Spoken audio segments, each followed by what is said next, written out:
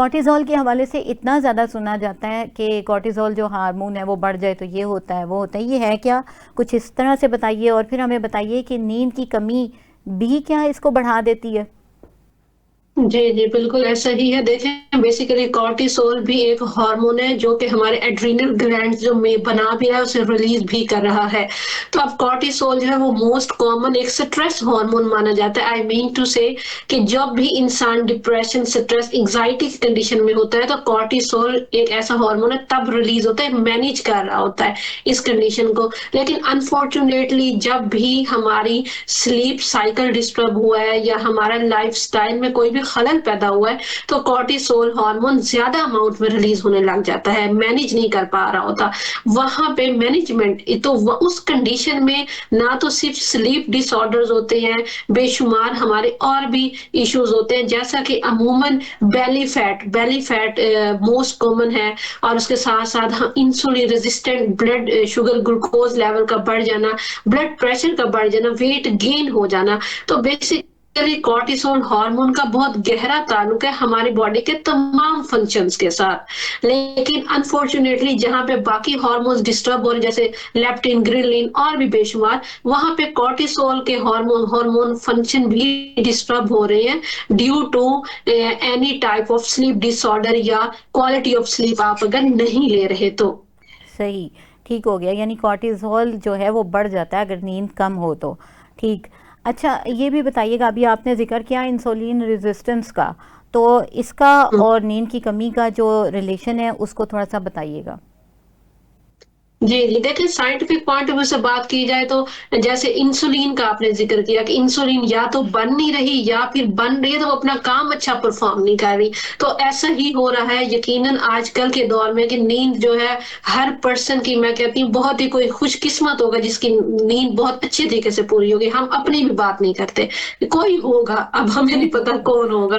तो यकीनन इंसुलिन भी जो एक हार्मोन है जिसने रिलीज़ होना है, बॉडी के तमाम फंक्शंस परफ़ॉर्म करवाने, हमारे ब्लड ग्लूकोज लेवल को मेंटेन रखना है, वहीं पे अनफॉर्चुनेटली इसमें भी डिस्टॉर्शंस आ रही हैं। और फिर सबसे बढ़ के हम लोग रिफाइंड कार्ब्स ले रहे हैं, वो भी आधी रात में। हम कहते हैं डाइजेशन प्रोसेस का टाइम जो है वो 10 बजे तक, उसके बाद कुछ खाना नहीं चाहिए, लेकिन हम लोग फिर से रिफाइंड कार्ब्स खा रहे हैं। ठीक है, तो वो भी खलल पैदा कर रही है यकीनन हमारे इंसुलिन के हार्मोन को, लेवल्स को बढ़ा रहे हैं, जबकि मेंटेन रखने का काम है, मेंटेन नहीं रखा जा रहा। तो इस हद तक ताल्लुक है क्वालिटी ऑफ स्लीप का हमारे बॉडी के तमाम हार्मोन्स के साथ, तमाम फंक्शंस के साथ, इवन कि हमारे मेटाबॉलिज्म के साथ। तो मेटाबॉलिज्म तो एक ओवरऑल बॉडी में तमाम तरह के केमिकल रिएक्शंस हो रहे हैं, जो भी हम खा पी रहे हैं उसे एनर्जी में कन्वर्ट कर रहे हैं। तो मेटाबॉलिज्म ही हमारा स्लो डाउन होगा तो हमारे तमाम फंक्शन भी कहाँ पे अच्छा काम करेंगे। ठीक हो गया। अच्छा डॉक्टर सहर, स्लीप डेप्रिवेशन यानी नींद की कमी के हवाले से हम बात करें, इंसोम्निया जो है ये भी एक टर्म होती है, इसका और स्लीप डेप्रिवेशन का थोड़ा सा फ़र्क है, इसको थोड़ा सा बताइए। और स्लीप एपनिया के हवाले से हम काफ़ी जानते हैं और सुनते हैं, इनके हवाले से थोड़ा सा बताइए क्या फ़र्क है।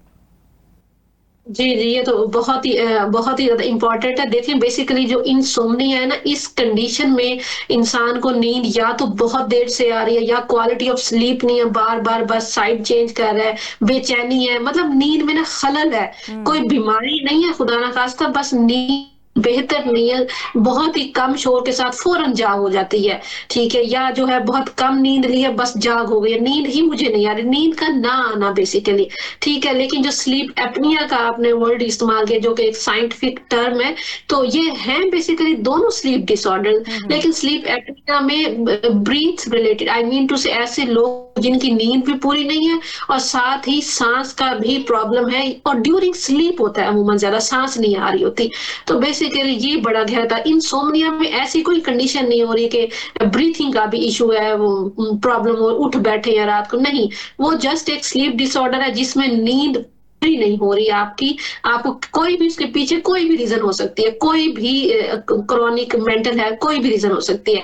लेकिन ये एक एक ना क्रॉनिक कॉम्प्लिकेशन में बात चलेगी स्लीप एपनिया में कि भाई पहले से या तो किसी को ब्रीथिंग की प्रॉब्लम है और उस वजह से उसकी नींद खराब है, या ड्यूरिंग स्लीप ये प्रॉब्लम हो रही है। ठीक हो गया। जैसे कि इंसोम्निया के हवाले से आपका कहने का मतलब है कि यानी एक मुस्तकिल अगर एक रूटीन इस किस्म की फॉलो करते आ रहे हैं कि जिसमें नींद नहीं पूरी हो रही है और होते होते एक माइंड सेट हो गया, हमारा रिदम जो वो क्लॉक होता है वो इस पे सेट हो गया है कि नींद नहीं आती, वो काफ़ी देर तक नींद नहीं आती या कम आती है, तो इंसोम्निया होता है। उन्हें बहुत ज्यादा सोचने की आदत होती है तो फिर भी वो ना बहुत टाइम लगा देते हैं। बिल्कुल। अब लेट टाइम है सोने, लेकिन वो बस ऐसी सोचों में चले गए हैं कि बस वहां से फिर कोई पता आता नहीं है, को सही है। नींद नहीं, नींद नहीं है वो। बिल्कुल ठीक आपने कहा। और इसमें हमारी एक होम्योपैथिक मेडिसिन बेहतरीन काम करती है कि जिसमें ख़यालात की फरावानी होती है, एक के बाद एक ख्याल, एक के बाद एक ख्याल आता जाता है और पेशेंट सो ही नहीं पाता। कॉफिया क्रूडा हमारी एक मेडिसिन है, जब हम वो देते हैं तो पेशेंट के ख्यालात जो हैं वो उनमें रिदम आने लगता है और वो इतने ज़्यादा ख्यालात नहीं आते और वो नींद पे फोकस उसका होने लगता है। इसी तरह से अभी आपने जिक्र किया कि नींद आती तो है लेकिन ठीक तरीके से नहीं आ रही होती, बेचैनी की कैफियत होती है। इसमें हमारी मेडिसिन जो है आर्सेनिक एल्बम बहुत अच्छा काम करती है कि बेकरारी सी बेचैनी की कैफियत होती है और नींद नहीं आ रही होती, एक साइड कभी इधर एक करवट कभी इधर, इस तरह से जो है वो सिचुएशन होती है, तो उसमें क्या है कि ये बहुत अच्छा काम करती है।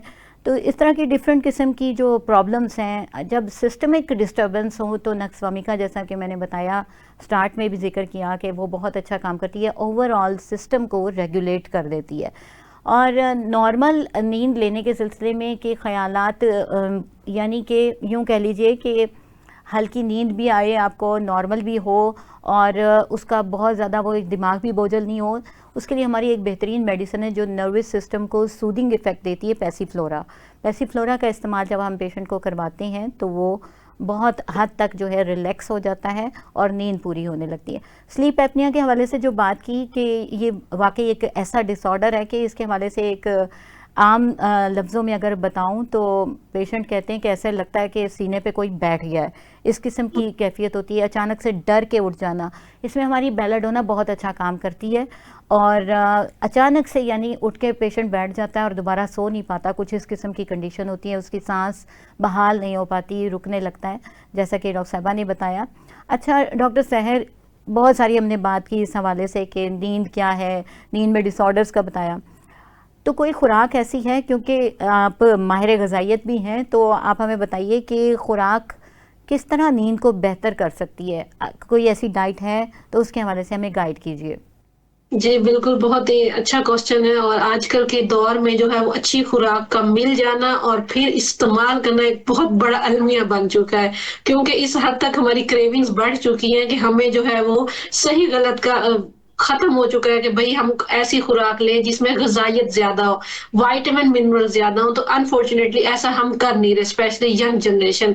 तो इंसोम्निया का जो मैंने ज़िक्र किया उसमें हमारा कीवी एक फ्रूट है, एक नेचुरल हेल्दी फ्रूट है, तो वो लेते हैं। इवन कि हम भी जब मील प्लान्स बना रहे होते हैं ऐसी कंडीशन के, तो हम उनको रिकमेंड कर रहे होते हैं जो जो बेसिकली हमारी क्वालिटी ऑफ स्लीप को प्रमोट कर रहे हो, तो उसमें ऐसे फाइटोकेमिकल्स हैं कीवी कीवी फ्रूट में, तो सही। सीजनल यकीनन। उसके अलावा अगर मैं ओवरऑल बात करूं कि हमने अपनी क्वालिटी ऑफ स्लीप को बेहतर बनाना है, तो सबसे पहले मैं हमेशा ये बात करूंगी टाइम मैनेजमेंट की, क्योंकि ये कोई बीमारी नहीं है। इन शॉर्ट कहने का मकसद ये है कि जिसमें से आपने मेडिसिन ले ली है तो बस फिर ओके है हर चीज, या ट्रीटमेंट आप 4 मंथ्स करवा लेंगे, 6 मंथ्स करवा लेंगे तो ओके है। ये तो बेसिकली एक नेचुरल प्रोसेस है ना, जो डेली बेसिस पे 24 आवर्स में चलना है हमारे साथ। हमने अपने हार्मोन्स को खुद ही रेगुलेट करना है, हमारी अपनी ही बॉडी सेल्फ डिफेंस सिस्टम है बेसिकली।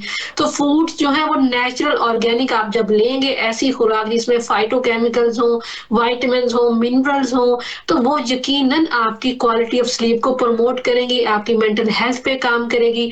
तो मैं नहीं कहूंगी कि सवाल ही पैदा नहीं होता कि आप वहां पे किसी भी क्रोनिक बीमारी का शिकार हो या किसी भी डेफिशिएंसी का शिकार हो या आपके हार्मोन्स जो है वो इम्बैलेंस हो, लेकिन शर्त यही है कि सिर्फ और सिर्फ एक कान से सुन के निकालना नहीं है, अपने लाइफस्टाइल पे काम करना है।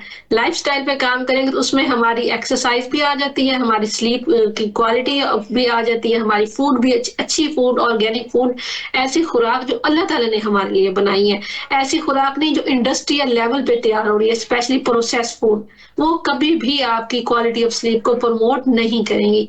आप बेशक कुछ टाइम के लिए बिल्कुल कंसिस्टेंट वे से एक टाइप की फूड स्पेशली प्रोसेस्ड फूड खाना स्टार्ट कर दें, तो फिर बताएँ कि वाक़ई ही आपकी ओबेसिटी खत्म होगी, वाक़ई ही आपकी क्वालिटी ऑफ स्लीप बेहतर होगी, क्रेविंग्स कंट्रोल होगी? नहीं, बिल्कुल भी नहीं।